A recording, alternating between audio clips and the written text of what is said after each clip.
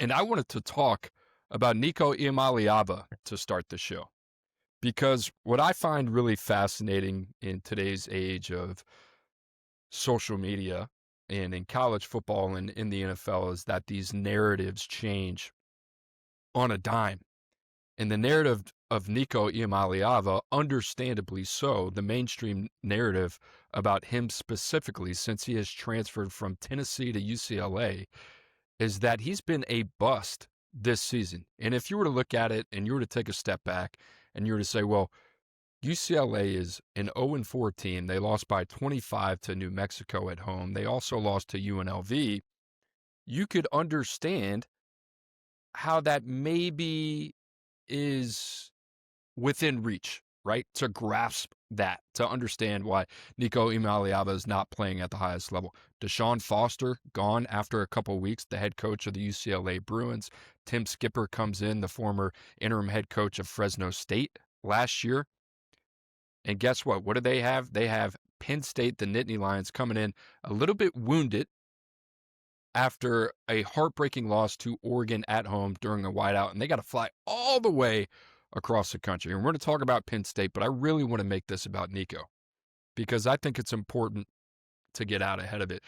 I watched Nico, I watched his first 4 weeks, and I thought to myself, wow, there's things that this guy is doing this year in the year 2025 that he wasn't doing last year. Has it been perfect?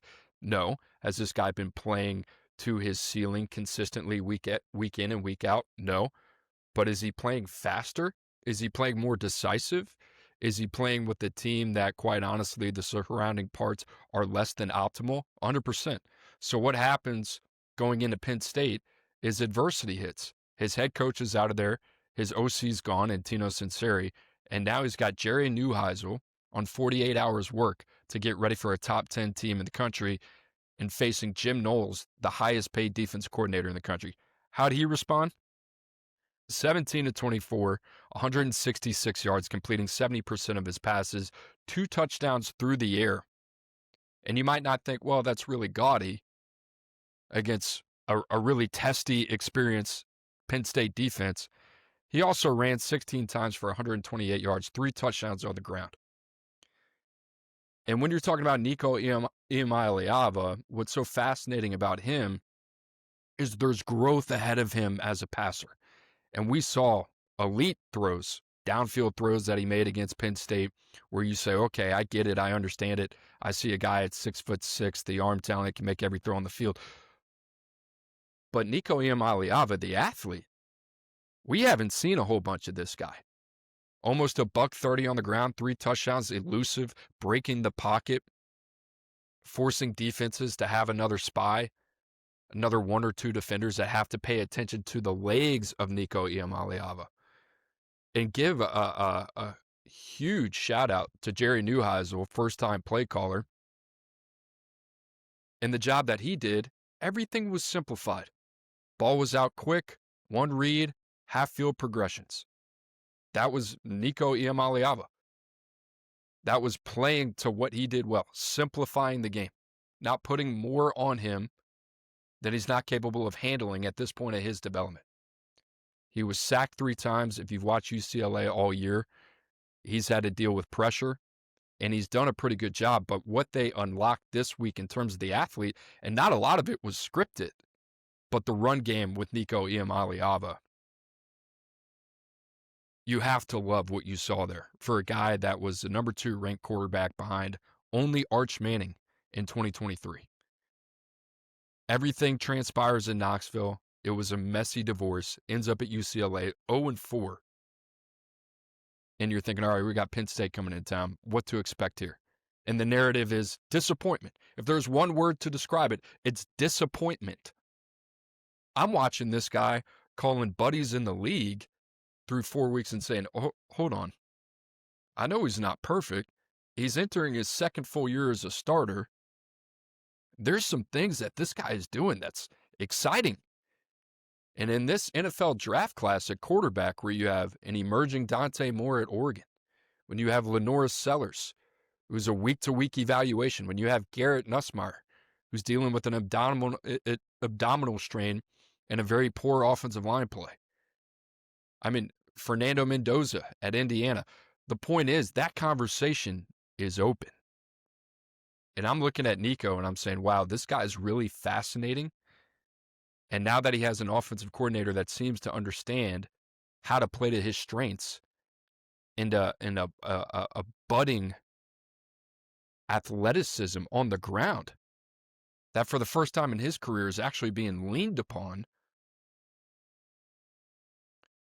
this makes for a really interesting case for Nico Iamaleava.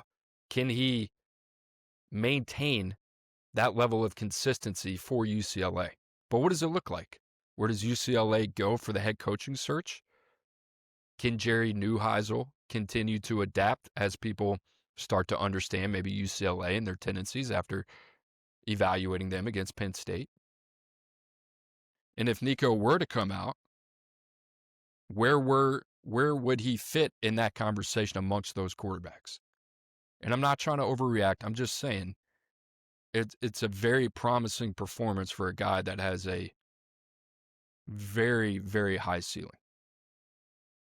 And what I would say to Nico right now is you're probably best, depending on the situation, coming back to school. But given where the quarterback class is, I think there are going to be some teams looking at Nico and saying, if he can continue this trajectory, back around one, top 50 pick, that type of physical clay, absolutely.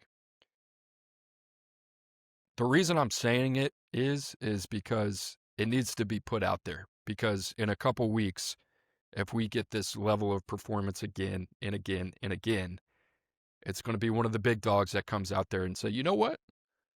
I'm looking at this quarterback class and it's, I don't know, it's a little shaky. Look at the way Nico's playing. He does have ability. We know.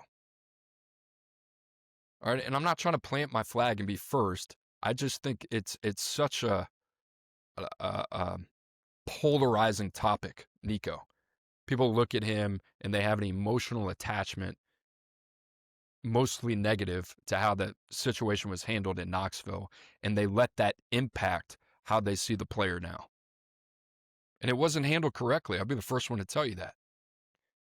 But if you're an evaluator that's looking at it objectively, you got to be really excited to have seen what you saw against Penn State on Saturday. I had a scout tell me that if Nico helped UCLA win 7 games this season, they should build a statue of him. That's what they thought about the supporting cast.